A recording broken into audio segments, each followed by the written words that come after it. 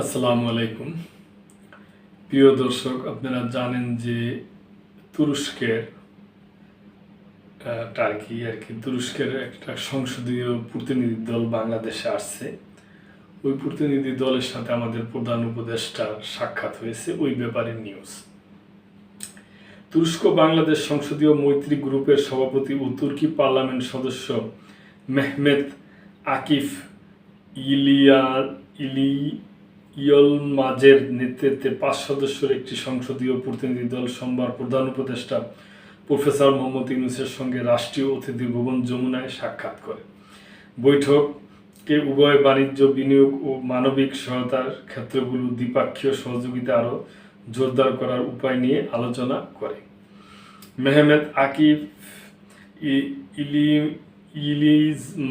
ইলিমাজ বলেন, তুরস্ক ও বাংলাদেশের মধ্যে গভীর সাংস্কৃতিক ও ঐতিহাসিক সম্পর্ক বিদ্যমান। তিনি দুই দেশের মধ্যে বিদ্যমান দৃঢ় বন্ধুত্ব সম্পর্কের উপর আলোকপাত করেন।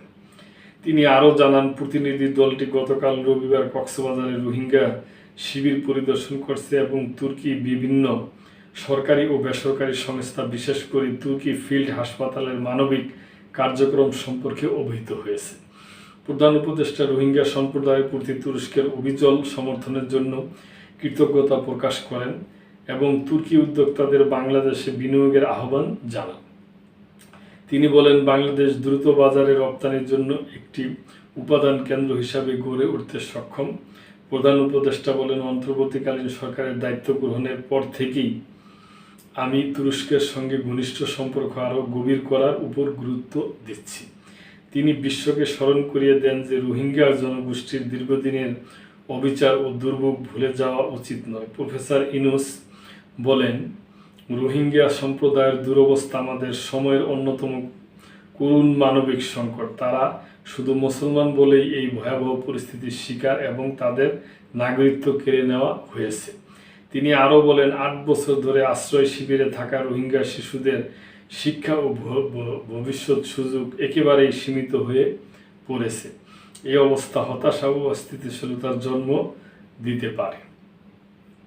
প্রধান উপদেষ্টা তুরস্কের প্রেসিডেন্ট রিসেপ তাইয়েপ এরদোগান ও তার স্ত্রীকে বাংলাদেশের প্রতি তাদের অব্যাহত সহায়তা ও সংহতির জন্য আন্তরিক কৃতজ্ঞতা জানান।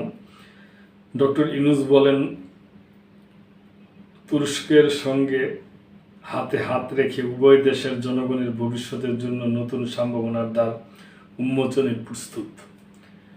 এটা ভালো। আমিও চাই যে তুরস্কের সাথে বাংলাদেশের সম্পর্ক আরও গভীর থেকে গভীর হোক, প্রিয় দর্শক, অন্যান্য দেশের সাথেও হোক, আর পৃথিবীটা শান্তিময় হয়ে উঠুক, এটি আমরা চাই। প্রিয় দর্শক, এই ব্যাপারে আপনাদের কোনো মন্তব্য থাকলে অবশ্যই করবেন এবং লাইক, কমেন্ট, শেয়ার করে সাবস্ক্রাইব করে মেম্বারশিপ নিয়ে আমাদের পাশেই থাকবেন।